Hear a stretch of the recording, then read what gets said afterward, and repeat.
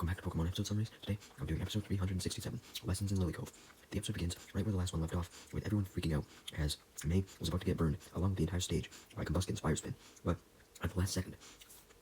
Combusken manages to block the fire spin from hitting May and the rest of the stage by standing in front of May and using a peck. And the peck also ends up destroying the fire spin as well, turning it into a whole bunch of little embers. May was happy she was making a comeback, as she ordered a follow-up fire spin to gather up all the embers into a massive fireball. Even though deep down, the judges in the audience all knew that this fireball wasn't what May initially intended when she used a fire spin, the judges gave May the benefit of the doubt and suggested that she could have just been warming up, and they all clapped along with the audience. May then had her Combusken dance while holding the fireball, which impressed the three judges, Mr. Sukizo, Raul Contesta, and the Lily Cove Nurse Joy, as they commented that even though May definitely didn't intend to do this from the start, it was still well done. Max and Brock were very glad that May had overcome her bad situation, as was Kelly in the waiting room, and Ash outside with Swallow, who was watching, although Jessie was not very amused. Even Grumpig was amused for May, though. Combusken then throws the fireball up into the air, and Combusken jumps into the air and uses Sky Uppercut to pop the fireball, sending it flying down and releasing all the tiny embers that it was made up of again, creating essentially beautiful ember fireworks. May was happy with Combusken's performance, and Vivian then asked the judges what they thought of the performance and what their scores were, as the audience and the judges went wild with applause. Once the applause had come down, Miss Raul Contesta gave a 7.1, and Nurse Joy gave an 8, and Mr. Sukizo gave an 8.5, for a total of 23.6. Vivian decided to interview Raul Contesta since he gave the lowest score, and she wanted to know why. And Raul Contesta revealed that while he was impressed with the fireball and the embers themselves, and it was impressive that May had managed to overturn her tough situation, he still considered it essentially luck, since she wasn't really concentrating with Combusken or doing anything related to teamwork with it, since she let the fire spin get nearly out of control, and that just showed that her and Combusken weren't in sync in the first place. Basically, he would have given a higher score if May didn't fumble in the beginning. May and Combusken sighed, hoping to do better in the next round, although May saw that Combusken was really taking the lower score from Raul Contesta hard, but May reminded it of the scores they got from Mr. Sukizo and Nurse Joy, which were a bit better, and Mr. Sukizo and Nurse Joy were even complimenting May's unintentional, yet well-delivered move with Combusken. May saw that Combusken was still sad, and she wanted to prove that she now put her Pokemon's feelings first, and she tried to comfort Combusken by telling it that it tried its best, and that was all that she could ask for. Unfortunately, Brock and Max from the audience did not think a 23.6 score would be suffice enough for May to get into the second round. Anyways, May went back to the waiting room and talked to Kelly, who immediately stated her belief that May should have got a higher score than what she got, admitting that her and her Grumpig were very impressed by the performance. May just stated that, if anything, Kelly should be impressed with her Combusken, since her Combusken jumped in to protect her, and Kelly revealed that that was one of her favorite parts of the performance, along with the thought of simply just using a fire spin as your main attack, and she stated that she liked this idea so much that she was inspired to do a really cool attack with Grumpig as well, and she was going to do something with Psychic that she had never really done before. As for Jessie, disguised in a new persona, Jessafina, she had overheard Kelly and May's conversation, and believed that her and Chimecho would get an easy win, since May had a low score, so she figured she would definitely have room to get inside. And May wouldn't even get inside to the second round. Meanwhile, since May's appeals round was done, Ash had returned to training Swallow by having it try to use Aerial Ace by flying underneath a custom beam that he had set up, which was made up of 2 branches and a rope that tied them together, and it was 2 feet above the ground, the Aerial Ace standard height, as he had actually just gotten Vladimir to give him a beam, but other than that, he had decided to train on his own without him. Unfortunately, Ash and Swallow were still struggling very hard to get the Aerial Ace perfect, so Ash increased the height of the beam for a bit so that Swallow could get some more practice in, and once Swallow had more practice in, he lowered the beam once again. But unfortunately, Swallow just couldn't do the Aerial Ace properly, and it couldn't go fast enough. Ash began to wonder if the Swallow even had the potential to use Aerial Ace, and was thinking about giving up. However, Ash then came up with a hypothesis, which was that maybe Swallow was too distracted by the contest going on the screen to concentrate, and advised that Swallow needed to concentrate to use Aerial Ace, admitting that everyone always told him to concentrate when he was upset, and it usually seemed to work. Pikachu laughed at the fact that Ash admitted that he had trouble concentrating, but Ash simply told Pikachu to be quiet. An annoyed Ash then declared that although he wanted Swallow to concentrate, they could take a little break to watch the contest for a little bit, because Ash saw that the next contestant was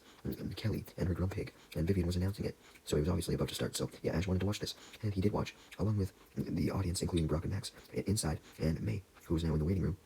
and Kelly immediately walked out on stage with Grumpig, the thunderous applause. When Kelly sent out her Grumpig, she told it to show off the audience its springy tail, and it did so by bouncing on its tail as soon as it came out of the Pokeball, much to the audience's enjoyment, as they applauded immensely. Suddenly, everyone in the audience was caught off guard, as Kelly did something no one expected, which was take out a whole bunch of Pokeblocks that were green and throw them all at Grumpig, commanding Grumpig to use Psychic, calling the technique a Pokeblock party. On command, Grumpig uses Psychic to levitate all of the Pokeblocks, and soon enough, Grumpig forms a circle of these levitated Pokeblocks and dances them around in a circle, basically juggling them. Despite Kelly being her rival, May, from the waiting room, had to admit that the Pokeblock juggling was a brilliant trick and wondered how she could possibly do something better than that. Slowly, the circle of Pokeblocks lowers itself down to the ground, and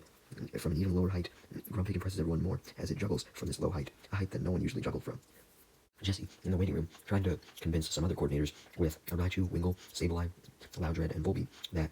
the psychic technique actually wasn't that impressive, as the juggling wasn't even real juggling. It was just fake thanks to the psychic, but all these coordinators didn't care and applauded for Kelly, as did everyone in the audience and the 3 judges. Kelly then conducts Grumpig to a clap in a rhythm, and Kelly used this to her advantage doing this now, since the audience was already clapping and applauding, including Brock and Max. So she instructed the audience to clap along to the rhythm, and they did so, including the judges and Vivian.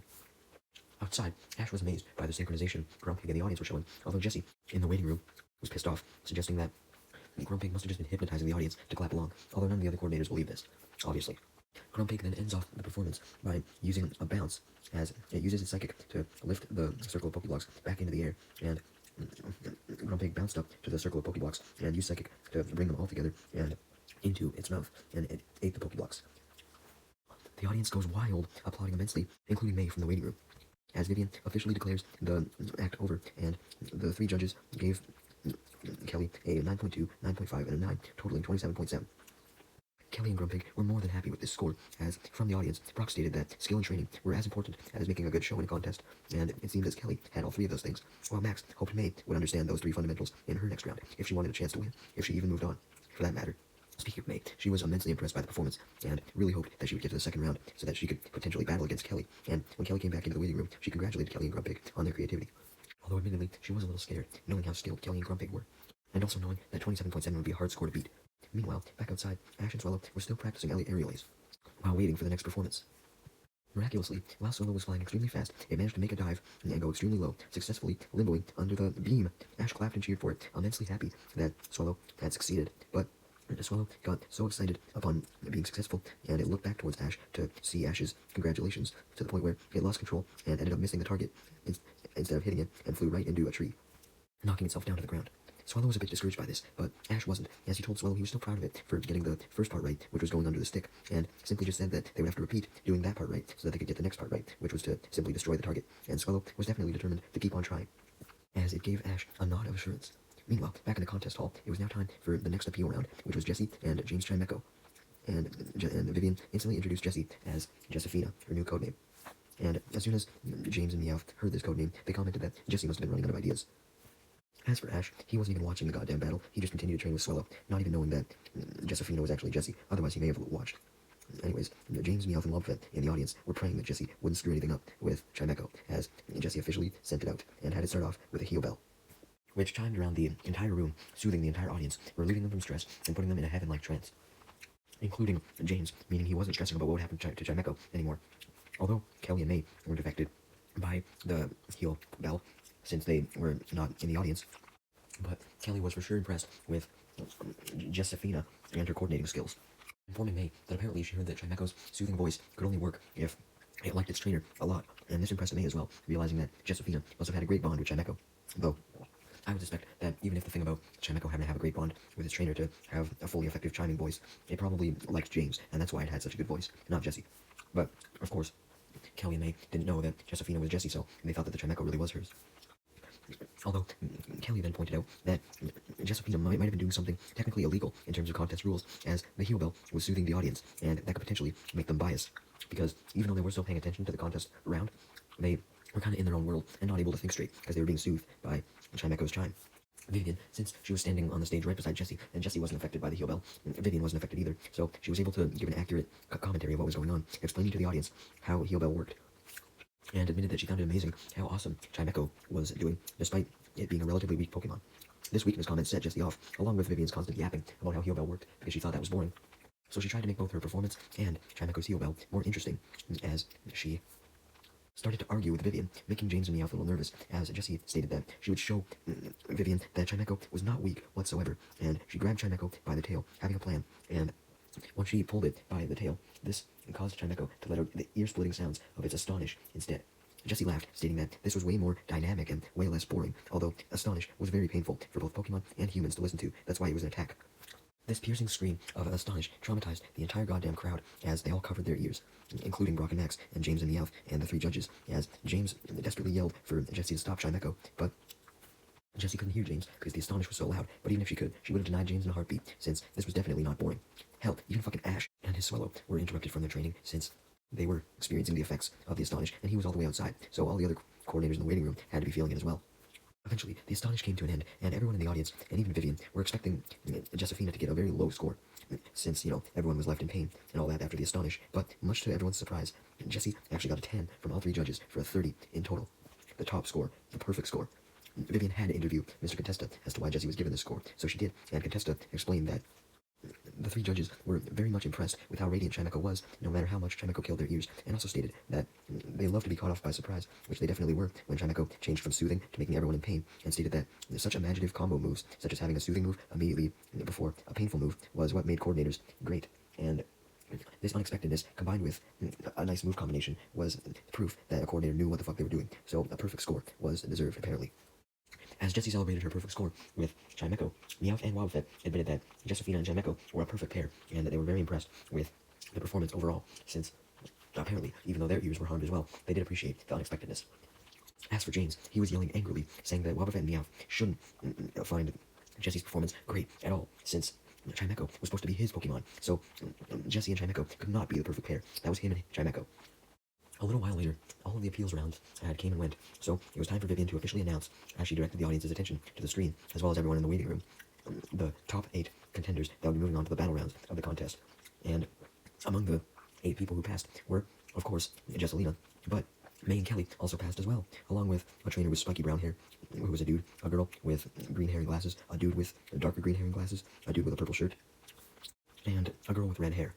Brock and Max from the audience were ecstatic to see that May had moved on, and May, Kelly, and Jessie were also obviously ecstatic to see that they'd moved on, and Ash from outside was excited as well.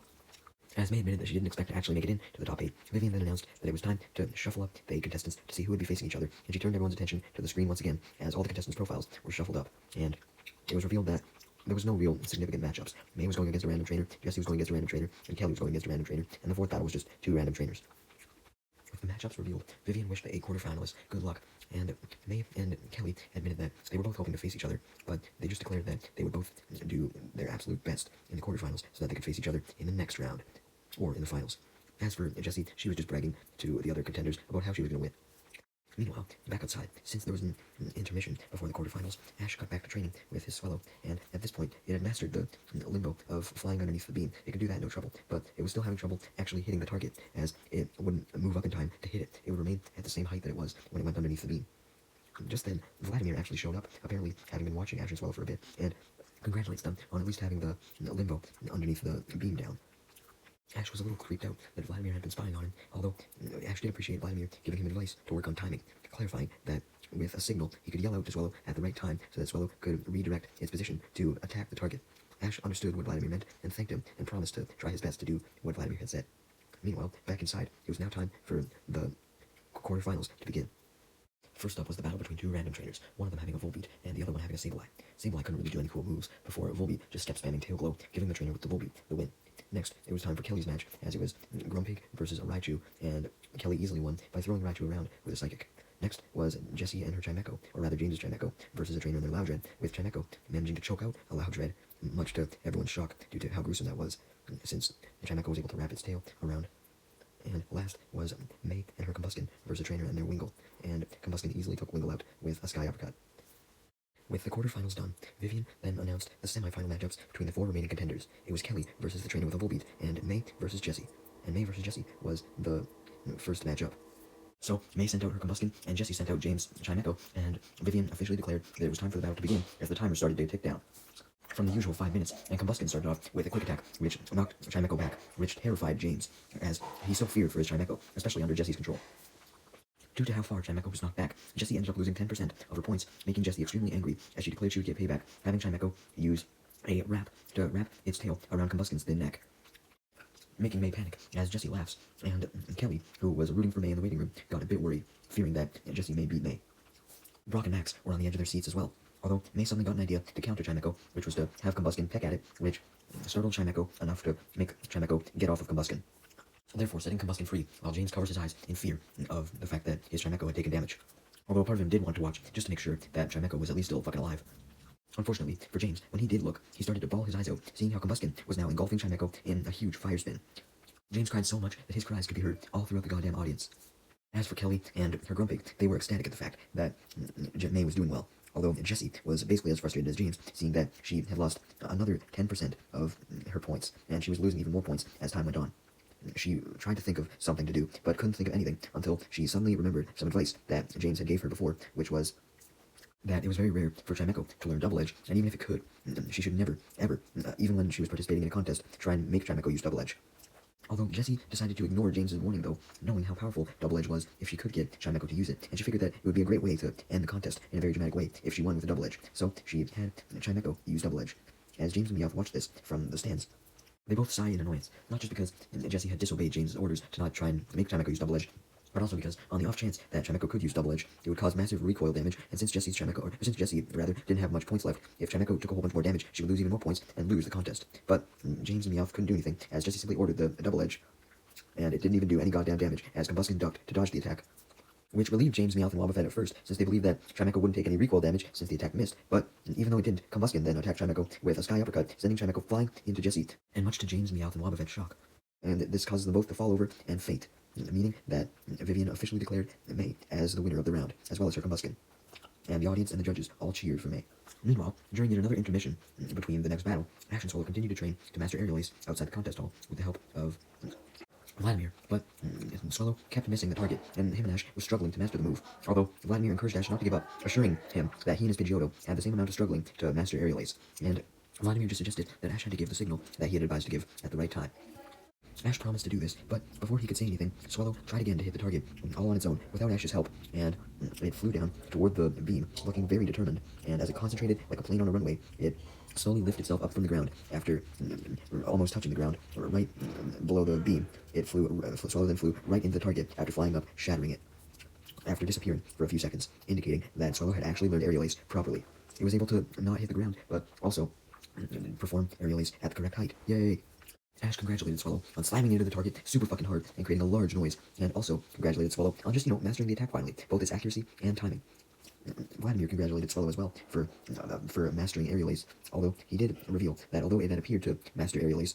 Swallow still had to practice a little bit more to know it by the back of its hand. So with that, Ash and Swallow resumed training a little bit more. Meanwhile, Team Rocket was just walking out of the contest hall, with James now having regained his Chimecho, because Jessie was angry, blaming Chimecho on her loss, and she didn't want anything to do with it anymore. Although, when James tried to defend his Chimecho, Jessie then threw all the blame on James, blaming James because Chimecho's Double Edge missed.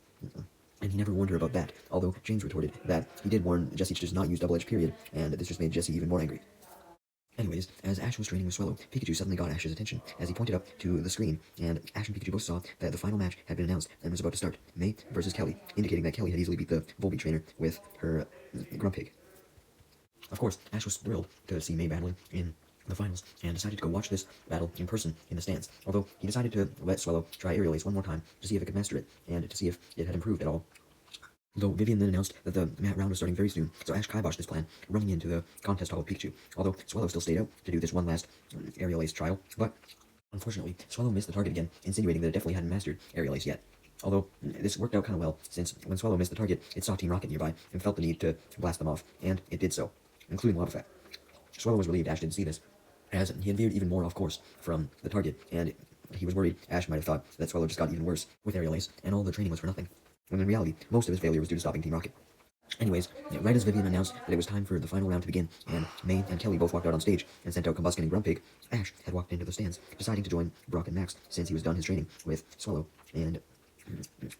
Max and Brock instantly asked Ash how his training went, leading Ash to reveal that Swallow had managed to learn Aerial Ace, not knowing that he hadn't mastered it yet, making Brock and Max impressed, as they didn't know this either. And they proceeded to ask about Aerial Ace and stuff, but Ash stopped them, saying that this was May's moment for now, and he wanted to focus only on cheering for her, not Aerial Ace for the time being. Damn, that was different for him. May and Kelly then wished each other luck one more time,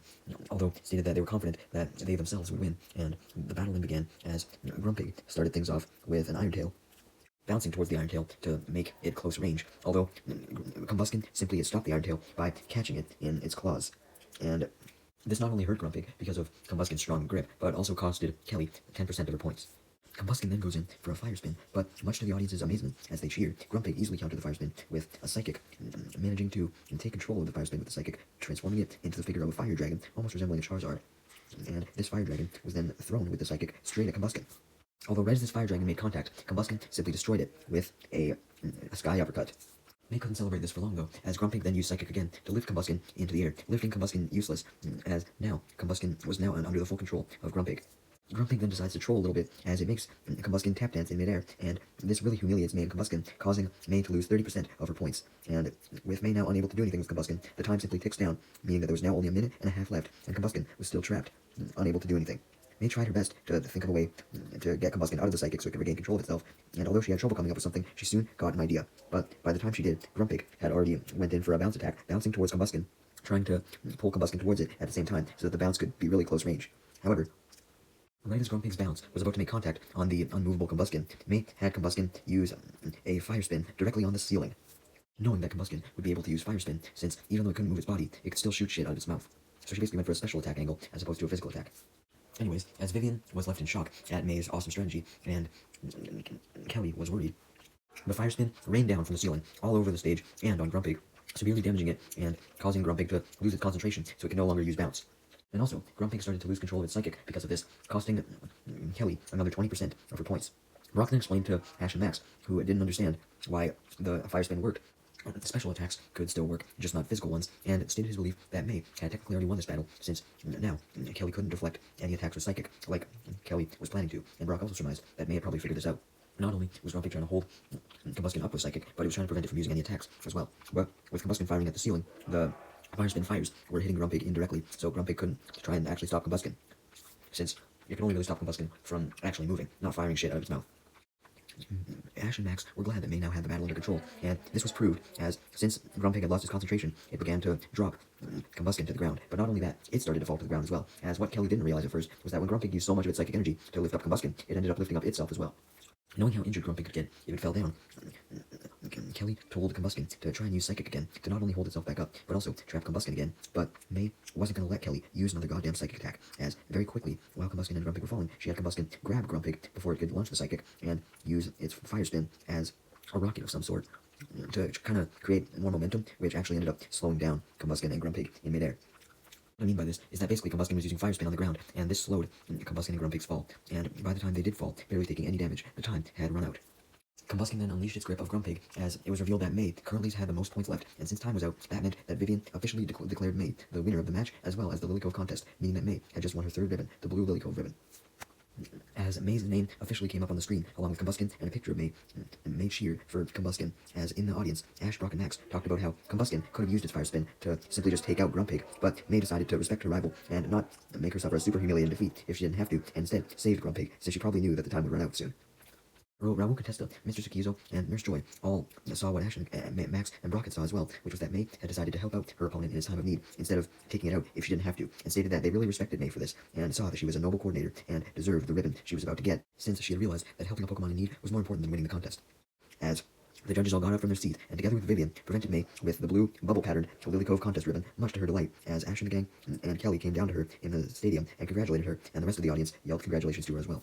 May proceeded to hold up her Lily Cove ribbon and make a victory pose with it, as Kelly then promised May that she'd be even stronger the next time they met, and she would battle May again. May promised that she was up for the challenge, and next time they battled, she would actually be using her own custom Pokeblocks, and stated that she was very happy to have found a new rival who she learned a lot from, and hoped that they would see each other again soon.